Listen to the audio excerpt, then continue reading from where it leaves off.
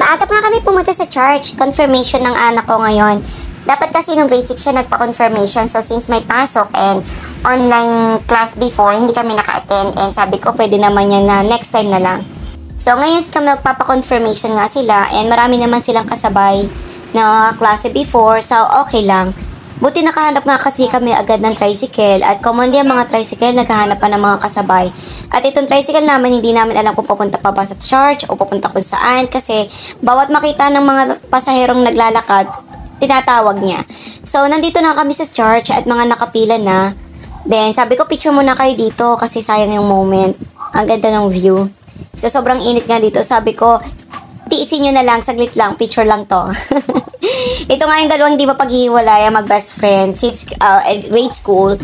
Then, ito na nga sila, bago pumasok. So, may batch 1, first batch, second batch na confirmation. So, i-check ng bawat katitista nga ba tawag dito na kung sino yung mga nasa first batch at baka may napapahalong ibang mga batch. So, tinitingnan nila yung name, binibigyan ng nameplate, and candle na gagamitin nila. So, ito na nga, hinihintay ko na nga yung ninang ng anak ko at ayan, napapakwento na agad doon. Hey, confirmation tayo dito. Saka na meses, ang kwentuhan. Napaka-friendly nga niya ni Ate Lisa. Kahit saan magpunta, maraming nakakakita at nakakilala sa kanya. Siyempre, kwento-kwento, ganyan-ganyan. Sagi, pumarito ka na. At pinag-reserve na kita ng upuan. Napaka-sexy nga ng ninang na ito. Napakabait naman niya ng taong yan. So, ito na nga, nagsisimula na nga ang pare. Bilang pagsiniwala pa ng palatayang saligan ng iyong pag-alim sa ng Diyos ang ating simbahang Katolika. Mga kumpilan, pakisagot ng mga katanungan ito. Itinatakwil ba Diyos sa tanas ang kanyang mga gawain ng pag-ikayat sa masama? Opo, tinatakwil namin. Sigurado kayo?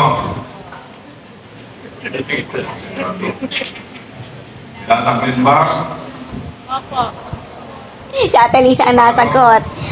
Nung kumpil namin before, nung ako agreement, naku, napakahigpit. Talaga dapat familiar kami sa mga isasagot sa pare. At ang panakot sa amin, hindi kami kukumpilan kapag hindi kami sasagot.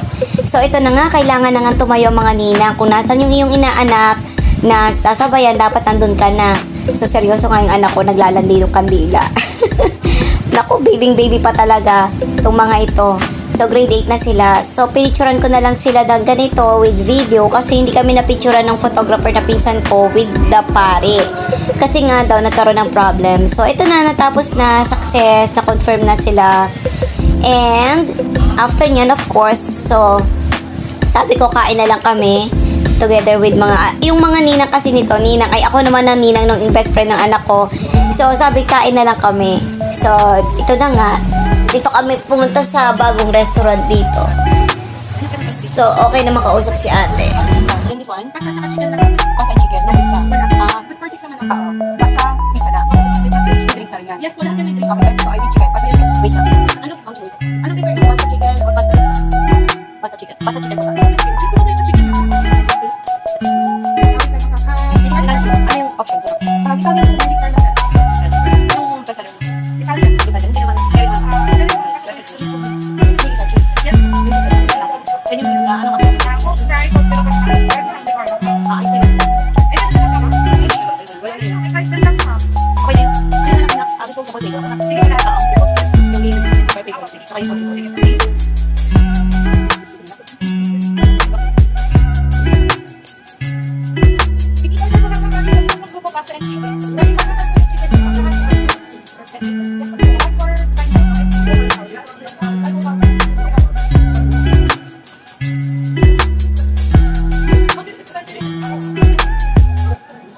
ayun na nga, naka-order na kami. And yes, thank you Ate Mai sa pag-video. Of course, kailangan to.